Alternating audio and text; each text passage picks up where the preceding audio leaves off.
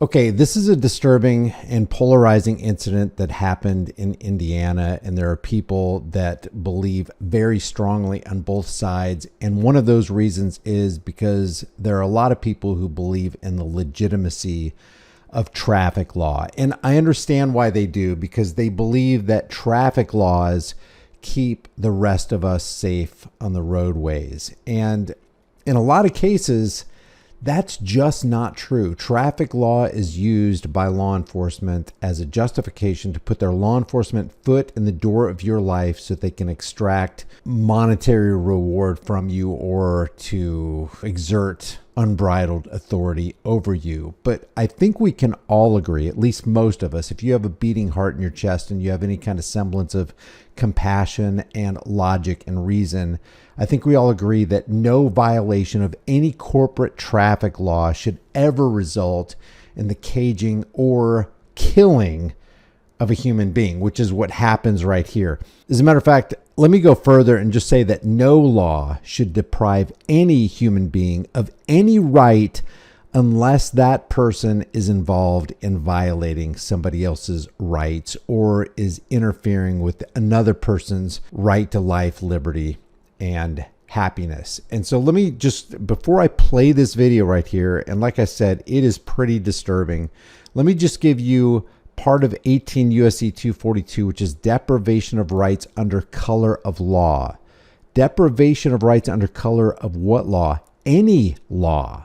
It says, whoever under the color of any law, statute, ordinance, regulation, or custom willfully subjects any person, any state, territory, commonwealth, possession, or district to the deprivation of any rights, privileges, or immunities secured or protected by the Constitution or the laws of the state shall be fined under this title or imprisoned not more than a year or both. And if bodily injury results from the acts committed in violation of this section, or if such acts include the use or attempted use or threatened use of a dangerous weapon, explosives, or fire, shall be fined under this title or imprisoned not more than 10 years or both. And if death results from the acts committed in violation of this section, and death does result in this particular incident, he shall be fined under this title or imprisoned for any term of years or for life or both, or may be sentenced to death. Now, what happens in this video right here is on January 26, 2025 at approximately 4:21 p.m., a Jasper County Sheriff's deputy conducted a traffic stop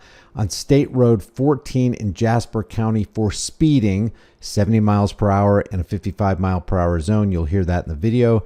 The driver and sole occupant was identified as 42-year-old Matthew W. Huddle, who was found to be a, quote, habitual traffic violator.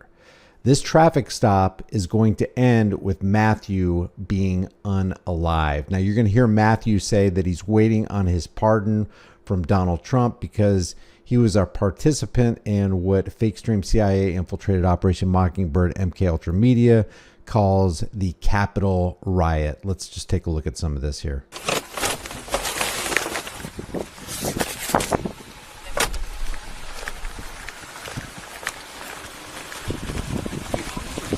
Hello. How you doing? Good. How are you today? Pretty well. The reason I'm pulling yours for 70 and a 55. Any reason for going that fast today? No, sir, I was just keeping up with traffic.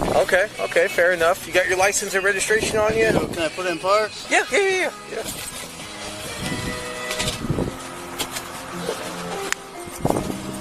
Where are you coming from today? Church and my mom's cemetery. Okay. I just want to let you know that I'm a January 6th defendant. What do you mean? I stormed the Capitol. I'm waiting on my pardon. Really? Yeah, and I can't really afford to get in any trouble right now. Okay. I understand. Okay. I am driving without a license right now. Okay, so why are you doing that then? Well, I have to. I've been waiting for my hardship license. I just moved back from Idaho. Okay. And I had to move back here because my federal case. Okay. So I'm just in the middle of everything right now. So with your federal case, why would you have to move back to Indiana? Well, I had pending traffic violations, and I had to live in Indiana in order to qualify for the hardship license, but they didn't tell me that until I got my federal case, so I moved back to get my license. Okay, all right. Well, let me see your license here. How many times have you been caught driving without a license? In my life? No, just recently. Like, how many have you been caught with the suspended driver's license before? Yeah, but it hasn't been for years, long time. Okay. All right, Matt, hang tight for me, okay, and I'll get back with you, all right? Actually, you know what? You have the registration for your vehicle? About this, I have the title in here. Okay. Is that a corgi back there? This was the Senji. Okay. Rescue dog. Okay. Now, a couple things I want to point out here. Number one, did you notice how empty the roadway was?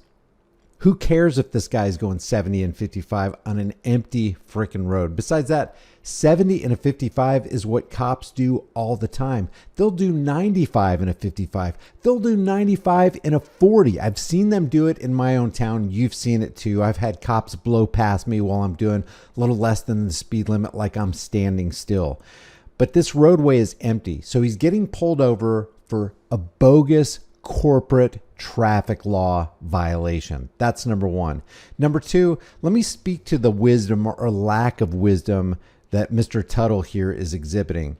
If you know that you're driving without a license or an expired license, probably the last thing you want to do is draw attention to yourself. You would think you would cross your T's and dot your I's, and knowing what law enforcement thinks about speeding, knowing about the potentiality of you being pulled over and harassed or even arrested by a cop, why would you risk it and speed down a road? Especially if you have any kind of criminal record, you better know what the posted speed limit is on the road that you're on, and you better be doing a mile or two under it so you don't draw unnecessary attention to yourself. So obviously, Mr. Tuttle lacks wisdom here. You know what the traffic laws are, you know what the speed limits are, and they're posted, and you know what law enforcement thinks about you breaking traffic laws. We know they're road pirates. Don't give them a reason to pull you over. All right, Matt, hang tight for me, okay, buddy?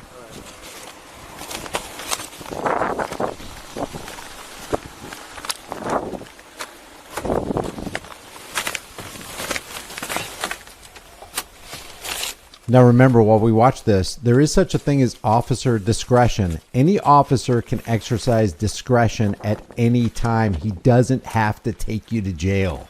And yet, this cop is going to exercise that option. Hey, Matt, you want to go ahead and shut your vehicle off and step back here with me real quick? Yeah.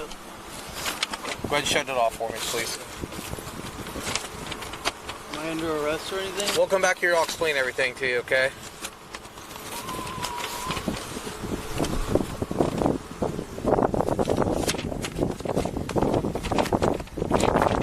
Another thing you want to notice is that the police activity channel here goes out of his way or her way, whoever it is, to blur out the face and obscure the identity of the law enforcement officer. All right, so I'm going to hold on to this real quick while I explain it to you. Okay, so today you're getting off of the verbal warning for the speed. However, you're a habitual traffic violator. I know. Which means that you are at a felony status for driving while suspended. So today... Felony status because you're a habitual traffic violator. You haven't harmed anybody. You haven't threatened to harm anybody. You haven't damaged property. You haven't stolen property. But in our eyes, you have violated our corporate traffic law. And for that, we are going to cage you. Tell me that's fair. Tell me that's consistent with living in the land of the free, home of the brave. You are going to come with me. Well, I can't. You're going to have to, okay? You're going to come with me today, all right? No, I can't go to jail for this, sir. You're going to have to come. Can I get a ride? No. Are you sure? I'll violate my... Just listen to me, okay? Number one, it's a felony offense. There's no leeway with felonies in the state. There actually is leeway. This cop can exercise discretion and let this guy go. Instead, he chooses to push Mr. Tuttle past the breaking point to the point of desperation. He can't, in his mind, he can't go to jail. He's waiting on his pardon from Trump. He's already got this federal thing hanging over him. If he goes to jail, he could go to jail for a long time for breaking traffic law, for not violating anybody else's rights, for not harming anybody else. So this guy, in his mind, you got to know he's thinking desperate thoughts. Of Indiana. Now, maybe if it was a misdemeanor offense, I could work something out with you, but it's not a misdemeanor. It's a felony offense. Okay? Felony. So that's why I can't work with you today with it. Okay? I understand your circumstances, but you understand that you can't drive. Okay? So you're driving. He didn't have to take him to jail. He could have just said, here, you know what? I'm going to have to tow your vehicle. Now that's bad enough. I'm not saying that I agree with that, but it'd be better than pushing this guy past the point of no return as far as he's thinking, as far as Mr. Tuttle's thinking. The cop could have just exercised discretion. He could have said, you know what?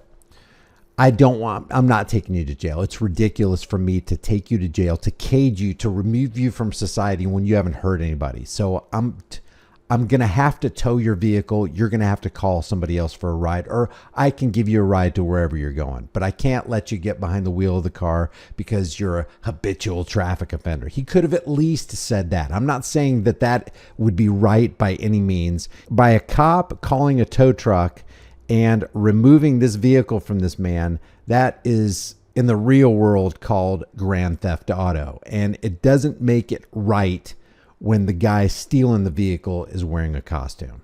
Driving has resulted into this situation. Okay? Now, what I'm going to do, all right, is I'm going to put your information right here for a sec. I want you to turn around and put your hands on. Don't you do it, buddy! Here we go. No. I'm shooting myself. No.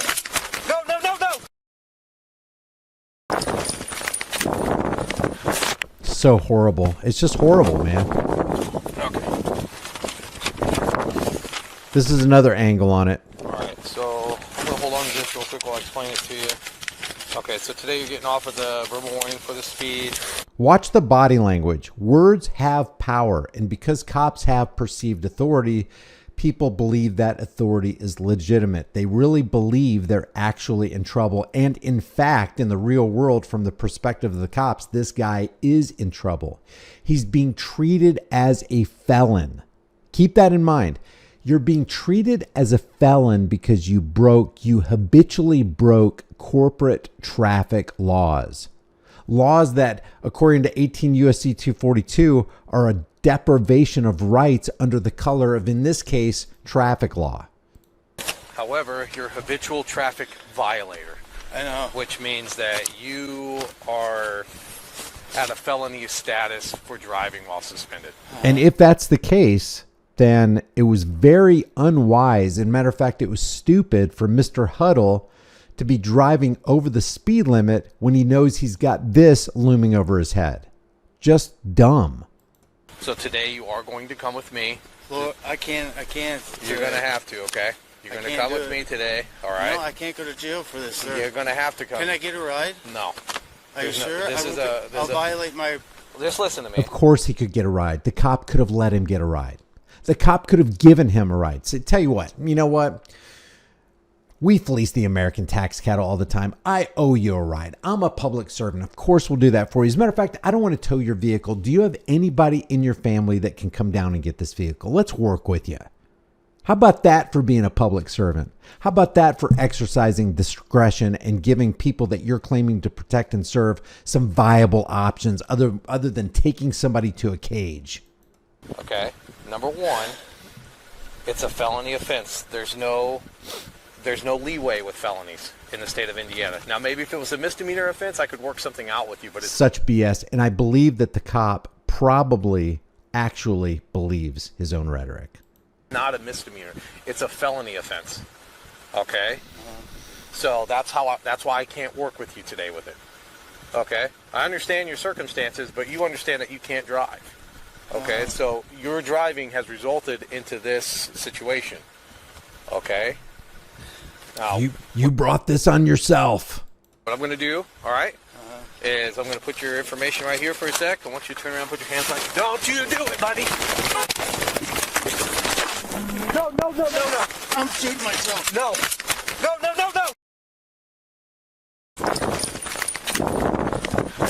So what happens here is this man loses his life because he violated corporate traffic code. A man should never lose his life unless he has severely violated the rights of somebody else. And that's what I put under this video right here. Corporate traffic law should never end up in the caging or killing of a human being. And there's a lot of people just making fun of this guy. I agree. Driving 70 and a 55 while suspended, not a good idea. Now, I'm not saying that this guy is a good dude and he's got a stellar record, because if you look it up, I looked up, this guy has quite the record, including battery, DUIs, plural. Now, we know, I give people the benefit of the doubt with this because we've seen the DUI racket as it relates to law enforcement. Cops will pull you over. You can blow triple zeros and they will still arrest you, and they will still try to put a DUI on your record. So I give him a pass for that. Now, with regard to his record concerning the J6 Capitol riot, this guy only walked into the Capitol building. He didn't even damage anything. It says Huddle spent approximately 15 minutes inside the Capitol and recorded his presence on video. A couple years later, they picked him up. That happened in 2021, January 6, 2021. And in November 2023, he was picked up in Boise, Idaho. Nearly 2 years after the Capitol riot, he faces charges related to his actions on January 6th. This is how stupid this whole thing was. There were like 15 or 1,600 people who, a lot of the majority of them just walked into the Capitol building and recorded themselves walking into the Capitol building. Well, the Capitol building is a public building, but they called it a restricted area. And a lot of these people went to jail for 6 months, 18 months, 2 years. Check this out. On November 2023, Huddle pleaded guilty to a single misdemeanor count of entering and remaining in a restricted building or grounds. He was fined $500 for damages to the Capitol, even though there's no evidence that he directly damaged anything in the Capitol. It was just kind of a broad spectrum fine. And then while pleading for his case, his defense attorney, Andrew Hemmer, noted Tuttle's 20-year struggle with alcoholism and prior criminal history, including battery, DUIs, and driving as a habitual traffic offender. So I'm not sitting here saying that Huddle was a great guy, an upstanding member of his community or anything like that. What I am saying is that disobeying a traffic law should never result in the caging or killing of any human being. And on the law enforcement side of it, you should never deprive a human being of their rights under the color of any law, including traffic law. Leave your thoughts about this for the world and the global thought police in the comments section below. If you haven't done so already, subscribe to my brand new channel called The Disturbing Illusion, where we expose the left versus right paradigm lie dog and pony show happening under the WWE Washington's District of Criminals Big Top. Subscribe to this channel, hit the bell notification icon, give it a thumbs up, share it with everybody you know. If you want to support the channel further, grab a shirt, become a channel member, but more importantly, understand what your rights are and be willing to stand for your rights. If you don't stand for your rights, if you don't exercise your rights, you will lose your rights. I will see you in the next video.